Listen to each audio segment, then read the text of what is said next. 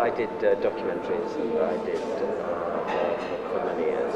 And then I started working with actors and writing my own scripts. And I did 2 thrillers. One was called Suspect, and one was called Rumour. And they were noticed, these were on 16mm, and they were noticed by a producer called Michael Klinger, who'd done Polanski's first English-speaking pictures. And Michael Caine. This is in 1969, 1970.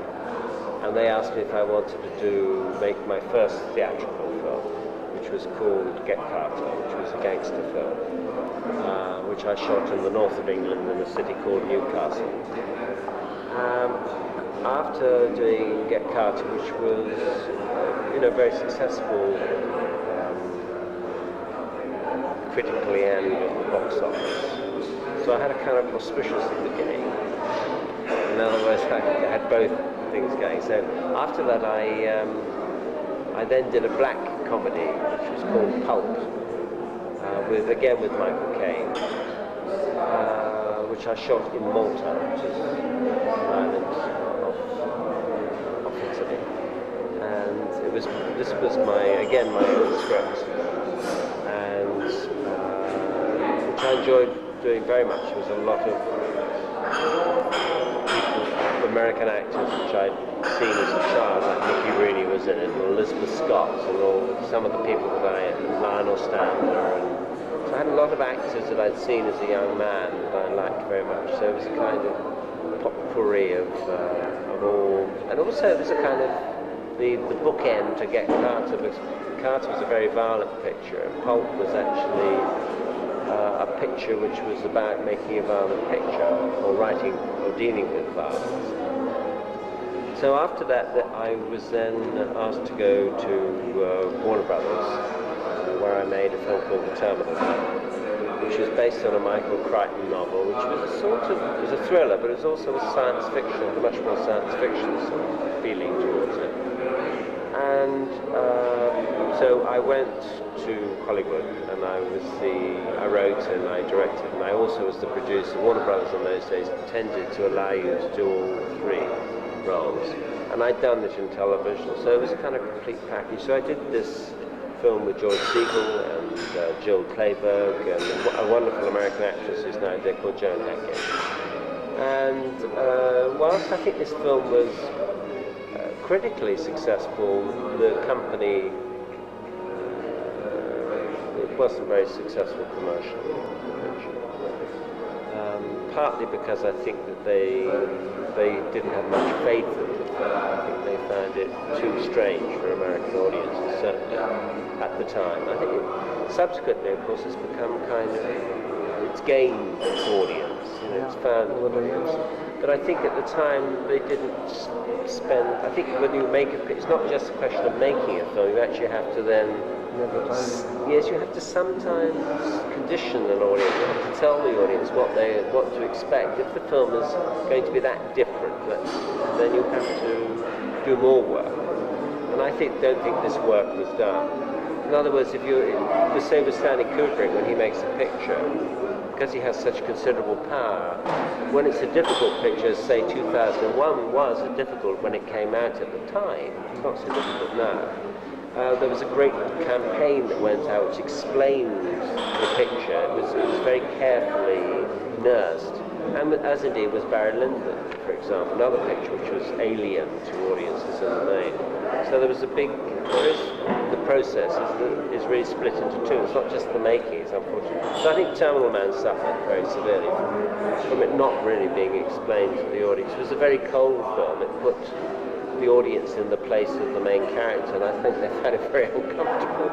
It was a film about loneliness, it's deep loneliness, where nothing could save this person. And I don't think the audiences, the way that I did it, liked to be in that particular seat. So after The Terminal Man, it became more difficult really for me to make films that I specifically wanted to make. So I went through a period of about 4 years trying to set up my own scripts again. At the time I was certainly trying to direct my own scripts. Not from an arrogant point of view, but because writing a script is like preparing to direct a film. For me, it's the same process. For other directors, it's not the same. They like to do the separate. They like to just direct. For me, writing is like directing. It's absolute same process. So I like to do both if I can, and it's not because it's just I have a shorthand of myself, which I don't find that I have with other people. So I went through a very lean period where I was trying to get the things that I wrote made as films, and eventually I realized that I had to make another film, quite soon, otherwise we'd forgotten. Well, it was just financial. It's also when you start a film as a director, it's a curious business. You have to start remembering what it's like to be a director. Actors go from one film to another, and cameramen go from one film to, they go straight on from one thing to another. You can lose the feeling? You can lose the feeling. I think you can forget what the process is, and there is a sort of process. You've got to remember the lenses, and you've got to remember the whole coaxing process, the nursing process that goes with it. And it's an odd business. I don't think you should do it too often, but I think that you have to keep in touch with the process, I think. And it's like painting or writing or doing anything else. So I realized that whatever I did, I had to make another picture. So I agreed, unfortunately, to make the wrong one. I had been asked to make The Omen. Remember the film, The Omen? Oh, The Omen? The Omen. I'd been asked to, the first one. And I said no, I didn't want to. I didn't find this film, the script at all good. So I turned it down. I decided not to do it. This is years before.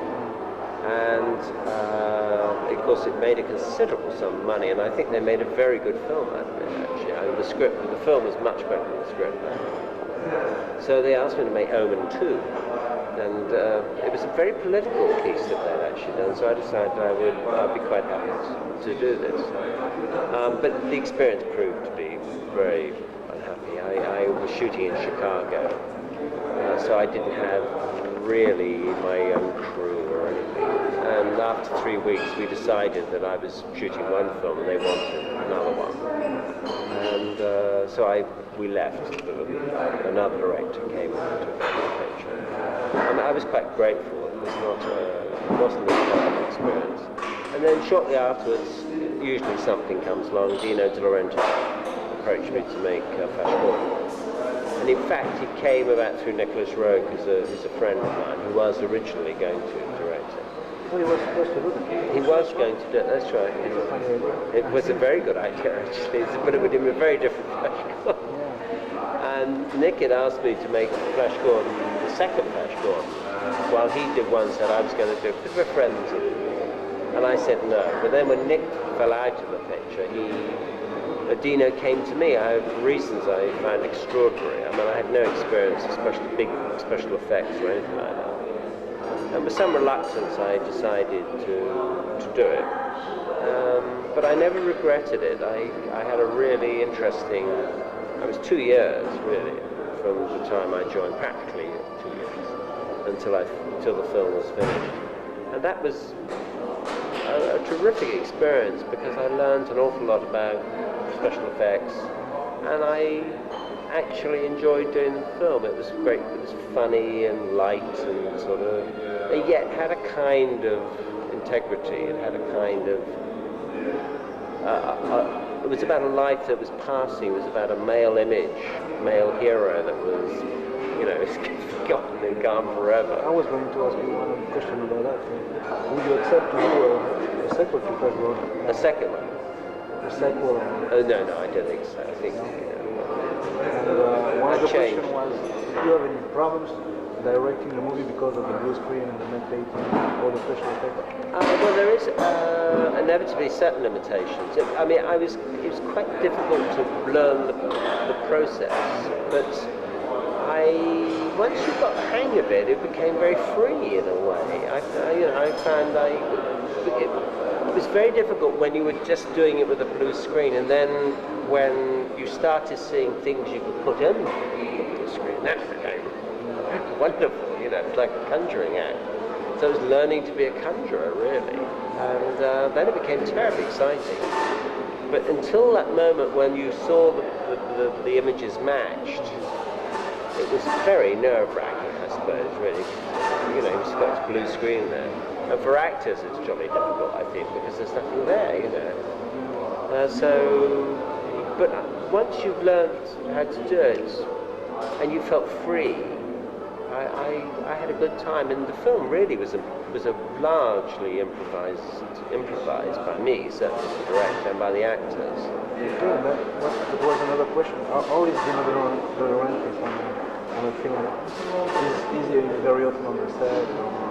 He was around a lot. I mean, he's very nervous about this film, and his conception of A Picture of Mine was totally different. Yeah. I mean, he thought it was a serious film. Oh, really? Oh, yeah. Okay, definitely. You were thinking about the question. It was on purpose that it's so parodic at the moment. It looks serious every moment. Sorry, look. It looks serious. Yes. Sometimes, and it looks very, jokey at another. Well, but I think that, you know, if you're Alex Raymond did the cartoons in the 30s. You know, they were strip cartoons in a newspaper. So as I went back to the drawings, the original cartoons, which were exactly that. They were serious and they were funny, and they were mad. There was sort of mad kind of tongue-in-cheek humour, and they were very vivid in terms of the colours. So one went back to that, and not back to the TV series, the Buster Crabbe series, which I, funny, just silly, But if you're doing it on the cinema, you wanted to go back to the original cartoon strip. Now, if you go back when you're making a film in 1937, but mustn't forget Star Wars had already been made. You had to start with the strip. You had Dr. Zarkov who built a rocket ship in a greenhouse. You know, nowadays it's inevitably funny. So you had to do it with spirit. You had to do it with no, you couldn't with panache. But on the other hand, you had to take the heroes seriously and the principles that were involved at that time. The other thing is, of course, that a considerable number of American men's sexual fantasies were shaped by Flash Gordon, the strip cartoon. You know, the shapes of women and the sexuality was extraordinary. So to have someone like Nella Muti and all of the sexual sides of that's what a big boost for us in Europe. Absolutely. Because we don't get to see her that often, outside of Italy. Who, Muti? Yes. Really, don't you? Yeah, I think that was very, very effective to the movie. Yes. Well, I think she's wonderful. She did also with humour. She's very beautiful. She's also... So, I mean, it's a complicated film. It's not quite what it seems, It was very impressive at the time when it came out. Yes. We didn't see that before. No. It looked so expensive. What was the budget? Well, with Dino, it's very difficult to know exactly what exactly. But it was must have been a lot. It was somewhere over 20 million, actually. It must have been. But mainly because the sets were extremely extravagant. The process of blue backing is expensive. The costumes were all hand stitched by poor slave Italian labourers who were brought into England. They were made of real leather. Everything was real. I mean, you say to Dino, why are you doing it this way? You could do it so much more cheaply. But he's not quite like that. He's very wants to be rich. Yes, but then he would do very cheap films where there's nothing terrible. So it's kind of odd. Okay. Tell us something about Black Rainbow. Black Rainbow. You don't know anything about it?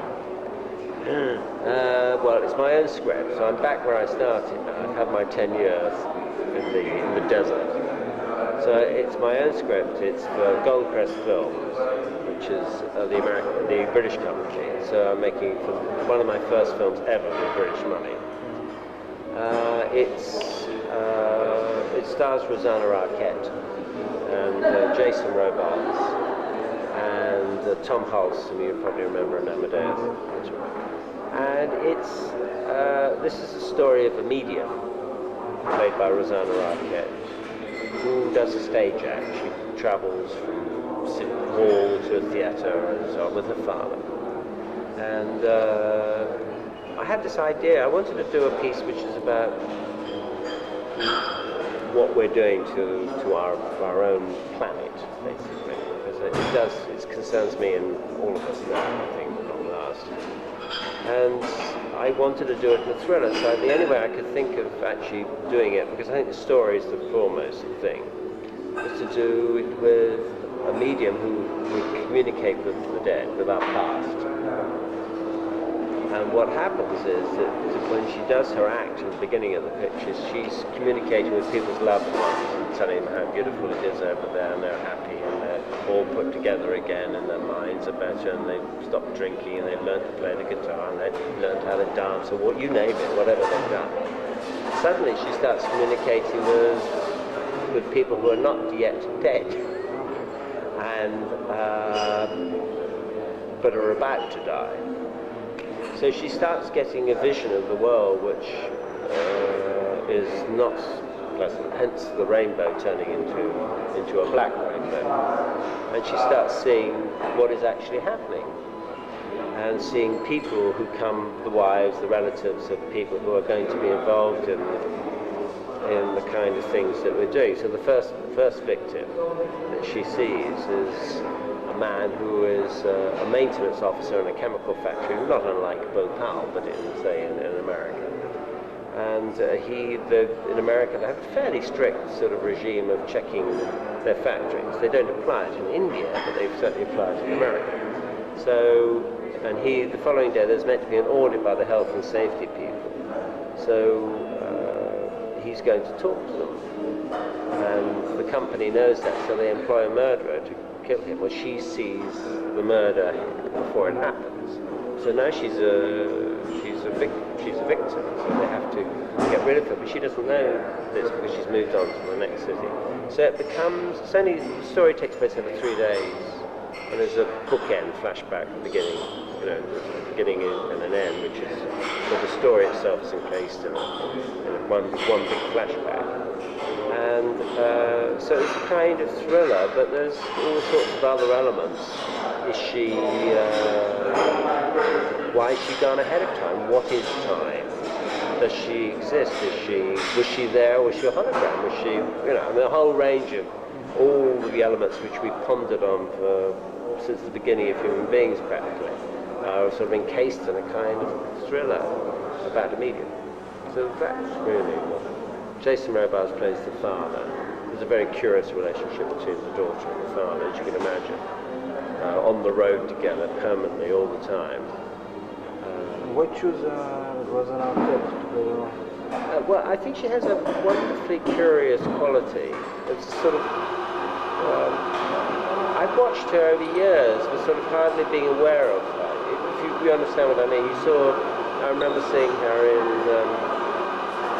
The Executioner's Song, a film which was one. Tommy Lee Jones. That's one. Don't you think it was good? Yeah, I saw it in United States, but it didn't come out in Europe. It never came here? I saw it on television. A friend of mine, the same operator I had on my film, was also the operator. So, that was good. And I thought she was wonderful. So I'd seen her in that, and then I'd seen her in sort of smaller roles, and then sort of suddenly there was Desperate Sequences, and then I know Scorsese, so I'd seen her in late After Hours, and then she has that sort of quirky kind of quality. And this the medium she's a very lonely girl who's on her own all of her life practically, and so I felt she was right to solve this problem of being curious and detached and slightly cut off from the mainstream of existence, really. So I thought she had that ability to do it, and I think she's done it. I hope. And Tom Hughes? Tom Hulse. We say Hulse. Sorry, I noticed you say Brutus. It's probably Belgian. It's H-U-L-Z. I wonder where the Hulse comes from. It's European, must be. European? No. Anyway, Tom Hulse. We say. You say Brutus. Oh, it's okay. I tell you the way you do. And he plays there's a journalist who is put on to the story of what happened that night. So he's a cynic. He doesn't believe in any kind of life after death and he was terrific the well. He's a wonderful actor. I'd only actually seen him in, I'd seen him in 2 films, actually. In Amadeus, where I thought he was very brave. Did you see Amadeus? Amadeus. Did you like it? Yeah, I thought it was very good, but I thought the other guy, the guy who plays his friend, was even better than him. What, the guy who played the Italian composer. Oh yes, Salieri. Yeah. Salieri. Was it? Well, it's a different role. Yeah. I also was fantastic. He was very brave, I thought, with his performance. Strange role. Yes, I mean, I don't agree with the film. I don't think Mozart could ever have been that stupid, that awful. I doubt it. Nobody knows, not any longer. But so I've never really liked. I didn't like the play, but I thought the film was better than the play because the music was so wonderful, and I thought House was actually incredibly good. Okay, let's go to the prayer for the dying. Oh yes, the inevitable prayer for the dying. So, what happened? What happened? I was making a film with Mickey Rourke, and they re-edited the whole film. I think it's a complete clash of cultures. I have great problems with the Americans, and I think that we'll have increasing problems with Americans because most of the producers are not really producers. They're usually accountants or lawyers, and they want all their films to be like television films. Well, I think the cinema is different from television, I'm proud to say. I think television's a false. That's just what Brother Ross does. Yes. Television and the American producers. Yes, absolutely. The movies that they do.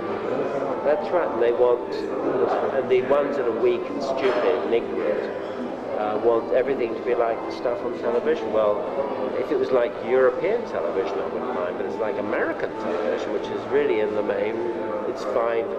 I'm not quibbling about it, but not everything has to be like American television. America's a bit like God, you know. The definition of God is that everything has to be in his own image. And I'm afraid Americans want everything in their image. And they had every right. They paid the $6 million for the movie at the end of the day, and they can do what they like with it, but not with my name on it. Not with my name. That is not the film that I directed. That is not the soundtrack that I put on the picture. In no way is that any kind of film that I made. Now, I asked very courteously, you've changed the picture, there's nothing to do with me any longer. Please remove my name. They wouldn't remove my name, so I then stood up and told the world that I wanted my name removed, and they refused it. And then they bleat. They turn around and say, I've ruined the picture, I've destroyed it. They should have taken my name off. It's nothing to do with me. The job of a director is actually to edit the picture. That is what filmmaking is about. It's putting one image after another. And the music, the soundtrack, everything is to do with the director. If your name goes up as the director at the end, how can anybody else go away and rip it all apart, put another soundtrack on and say that that's my film? If I wrote a book and I handed it to the publisher, they shuffled the pages and published the book like that, you would understand, wouldn't you? Right? If I was a painter, I did a painting and I handed it into a gallery, they put another colour all over it and did the whole painting and left my signature at the bottom, you'd understand. If you do that with a film, nobody seems to care or understand. And I think it's very important that people stand up and say, that is not the film I'd rather take my name off. Well, it depends on the public too. I think a lot of people will go see the movie because of Rourke, and people will go see the movie because of your name. Yes, absolutely. It's a cheat. And the other thing that's bad about it is that I took the film on at very short notice because I liked Rourke. I love his acting. He's a wonderful actor. And that's why I did it. The script really wasn't very good. But I thought there's whole areas within the script that I knew I could make a good film. I know about the IRA. I know about Catholicism. I was brought up as a Catholic. I'm a lapsed Catholic. I know about thrillers. I know this kind of the funeral director, all of these elements of it which I knew about. So I took a gamble because the previous director had left because there was an argument about it and so on. So I took the picture on and I saved them a lot of money because they would have had to pay Mickey Rourke a very large sum of money if they hadn't got a director. He had to have director approval. He approved of me. So I did them a favour. And I also took a gamble. I then, with 4 weeks, went to Bob Hoskins and Alan Bates, 2 British actors, and I said, there's a script. They read the script and said, the script's not very good. And I said, I know it's not, but I will make a good film. And they, because I've known them, and we never worked together, but I do know them, and they trusted me. So, and we did make an extraordinarily interesting film. We brought the film in on time, budget, and everything, under great difficulties. And then they do this to you at the end of the day. So I was very angry, and I still am angry about what they did, actually. Yeah, that's easy to understand. Right, so, but then there's a breach. So if Bob Hoskins and Alan Bates trust me, then what it amounts to is if you hand the film over, they can do anything to an actor, whoever they are, and indeed make you wrong. They can just cut bits away, take this and do that, bump up, and make people, I mean, there were scenes in it with Bob Hoskins, which should never have been in that picture. And the version that I did was considerably more flattering to Bob than the rubbish that they put in there. They put in lines and things that I'd never shot as well. Not visuals, but lines. So much advertising around the movie. There was. When it came out on video, I was crazy every single day. Oh, really? Was it successful? I don't know. I mean, the film was reviewed badly and was not successful at the box office. So at the end of the day, but they're very stupid people. I mean, it's wonderful. The beginning of the picture I shot in November, and they were never happy with what I shot because it was. They think of an IRA terrorist, Sam Goldwyn Jr. thought an IRA terrorist was like a mafia hitman. They didn't see that there's a difference between the two creatures, and that this is about a man who's having a breakdown. He's turning his back on a belief and a way of life that he trusted for 10 years, 12 years. But what happens is when terrorists or spies or anybody, is they suddenly will crack. They just go. And it's like having a breakdown. You know, in Northern Ireland, they will hardened terrorists will suddenly, just one day, walk into a police station and give themselves up. And this is really what it was about. Well, when they saw it, they saw a man having a breakdown. They couldn't believe that this was the character they paid the money for. I mean, I don't understand. There's nothing in there to indicate anything else. But they're naive. They wanted some sort of Rambo, I think. Rambo kind of film. What do you think of this wave of action-packed movies with the screen? Well, I saw Rambo because I saw it on video because I had to go to Mexico to shoot the film and they wanted me to shoot in the same sort of area. But I suppose if you like watching, I can't comment on them. They don't interest me at all. Not me, but they obviously interest some. Strange, people go to this movie. It's always the same story. Well, it is, isn't it? I mean, it's pulp. You see, I was very curious because Get Carter. What's different when you're making a television film is that you do a television film, but you never really see it with an audience. You know, it's not like doing a feature cinema film. So if you do a television film and you transmit it and you show it to friends or like 20 or 30 people and then it goes out on the air and then the phone rings and say you saw the film, you hope they liked it. But with a cinema film, what happens is you make it, it's all very secret. You're in the cut, you bring it together, and then you make the film, then you show it in the cinema, and the reaction when you're there is quite alarming. It's quite extraordinary what you go through. People hate it. It's horrible. You know, it's embarrassing, dreadful. But with Carter, I was sort of stunned because it is a violent film, and at the time it was considered as a kind of watershed in a way in terms of violence, but I'd never seen it as a violent. I hadn't, it was no more violent than several Shakespeare plays by Shakespeare. It's a story of revenge, and there's no blood in it. It is a man. The violence follows and is integral to the story. But I was shocked by the audience reaction. So Pulp, which is my second film, was actually an exploration or an attempt in comedic terms of what it is that makes audiences want to see very violent pictures. And at the time, Carter would be nothing now by the time, what's happened since. And yet it was sort of like a foot in the door, I suppose. So I contributed partly to what you're talking about. A Clockwork Orange and Straw Dogs. those things. But pulp was a kind of exploration because it was about a ghost writer, a very bad writer. Do you understand what pulp means? Yeah, I mean, it used to be magazines in the United States called pulp.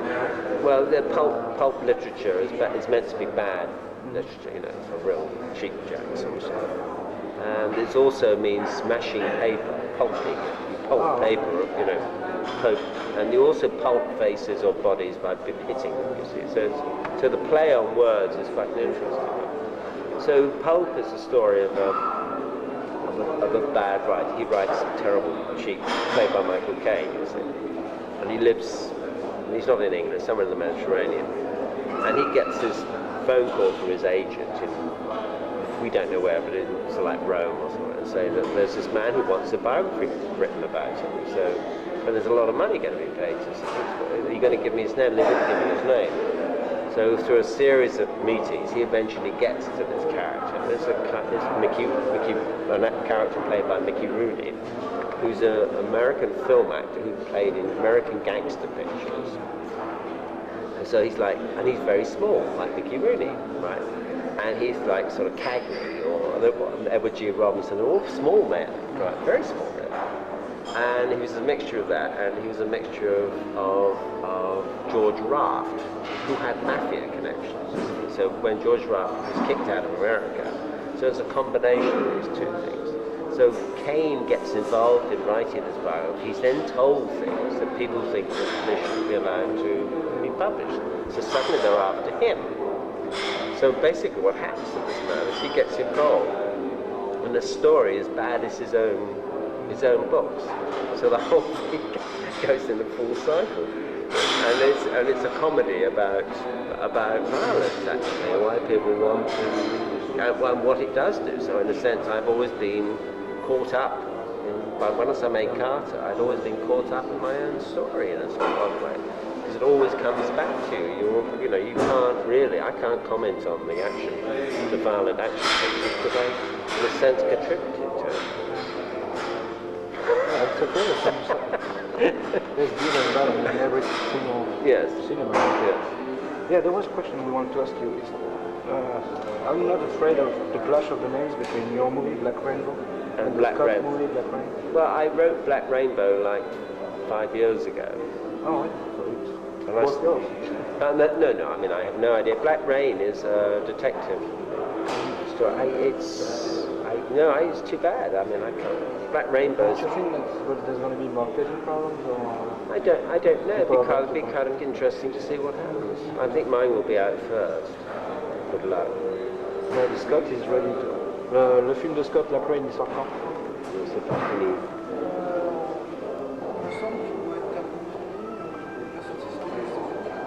It comes out this summer.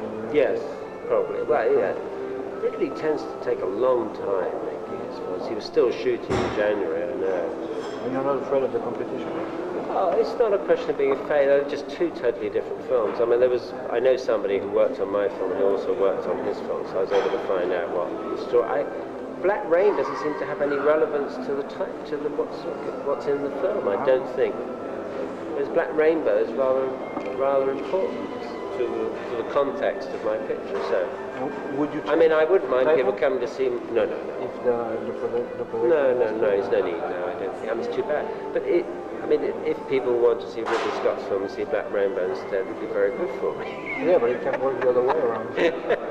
Well, if they'll spend a lot more money advertising Black Rain than they will Black Rainbow, that's for sure. So I will be the benefactor. Maybe. Okay. Are you especially attracted by fantasy movies, science fiction, and? Really? No, I don't see many of them. No. And do you like to make them? Well, I don't really find. I mean, my films have always been sort of on the edge of fantasy anyway. I don't see any point in making films that aren't. I mean, I'd be doing documentaries if I was not interested in making fantasy. But then it's the degree of fantasy that you have to. I have to have a state in the main where the film has its own kind of integrity, its own kind of belief. So in other words, Flash Gordon dictates the way that the film should be made, in my opinion. So the film sort of has a life of its own.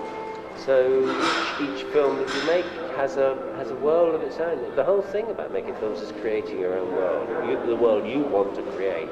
And then you take the audience by the hand, you say, come with me, I'm going to show you somewhere that you have not been before, hopefully.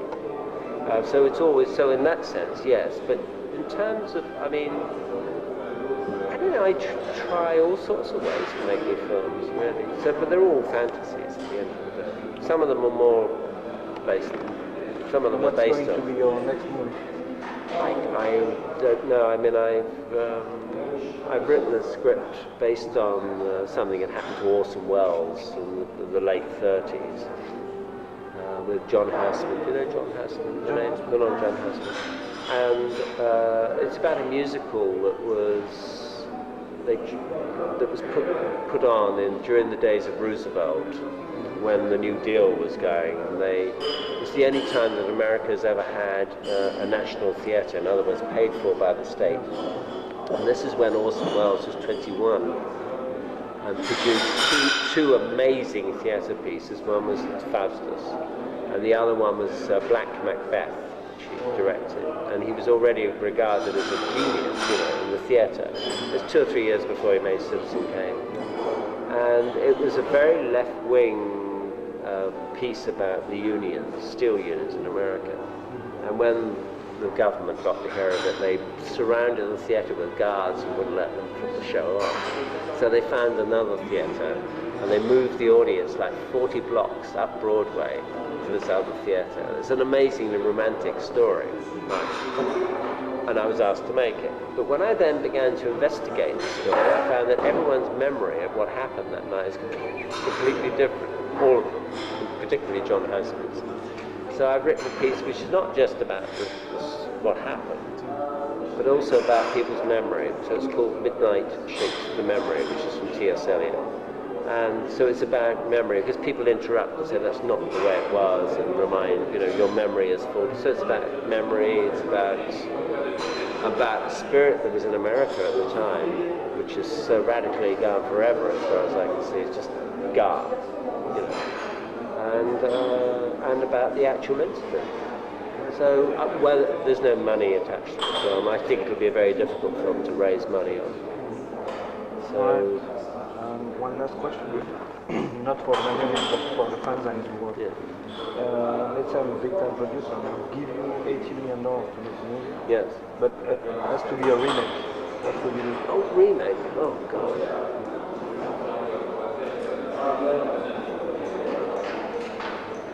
I think that I'd like to make a remake. I mean, I wouldn't dare do it, but I'd like to do a remake of Citizen Kane. Because I think I would like to do another film about people who are powerful and look very closely at the way they use their power. I'd like to do the equivalent about Rupert Murdoch.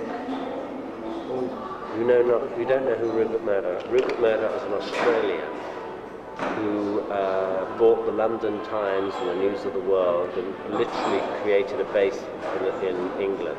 Who then bought newspapers in America, who then got a television channel in America. Because he couldn't have a television channel, he actually gave up his Australian nationality and took on American nationality, and he's now got television up there in the sky. We've got the first satellite television now in England. And this man, I regard, he's a very close friend of Margaret Thatcher. He's the equivalent of Kane. And if I had 80 million, and you need 80 million to do the film properly, I could make one about Rupert Murdoch, actually. I think I have to change his name, of course. All right, thank you very much. Okay. Can we take a photograph? Of course.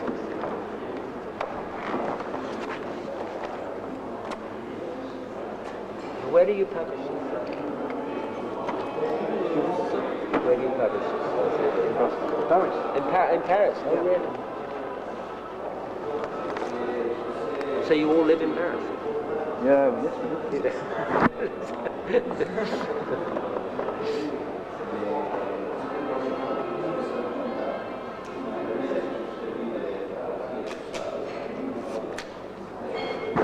how long are you spending up here? You come up for... Here in Brussels? Yes. Oh, we were 3 days. 3 days. And then when do you go back tomorrow?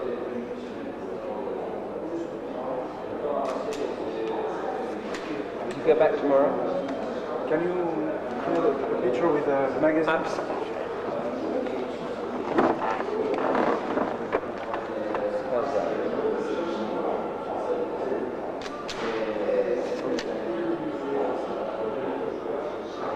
Have you seen Munchausen?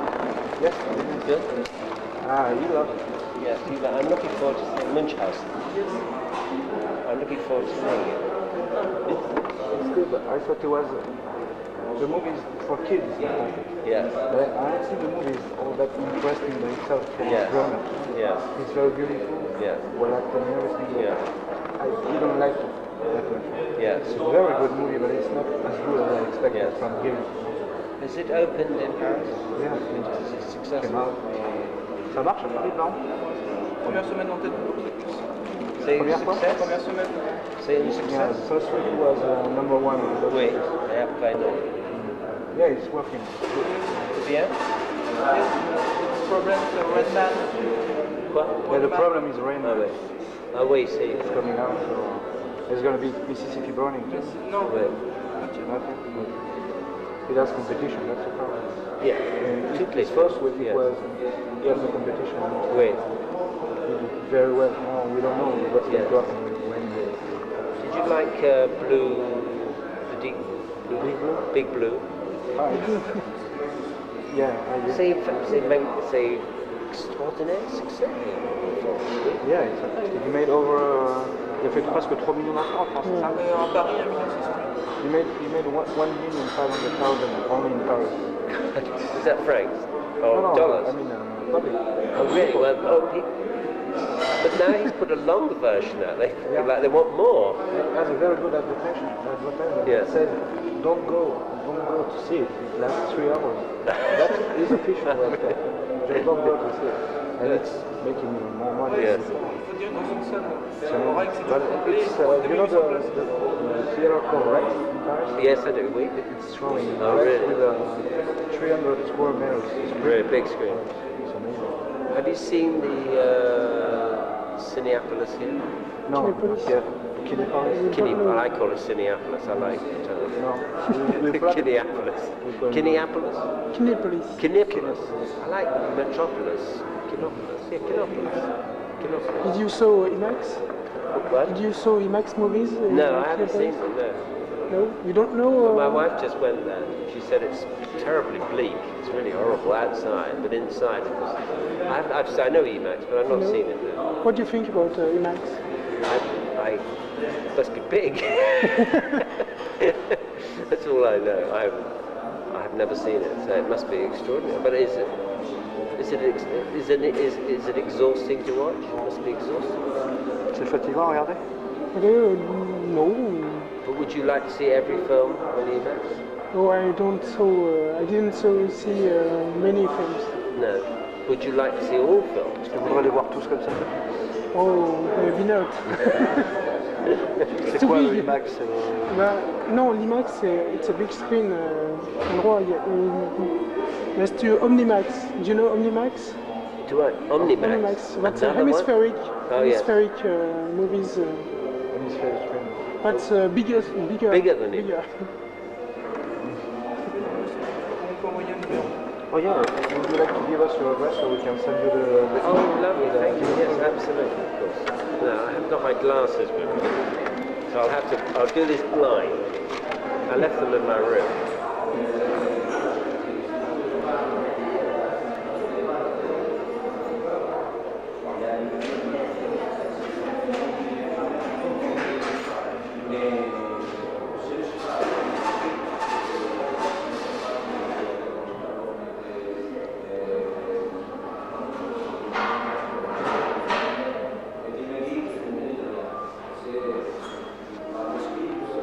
I miss true fan.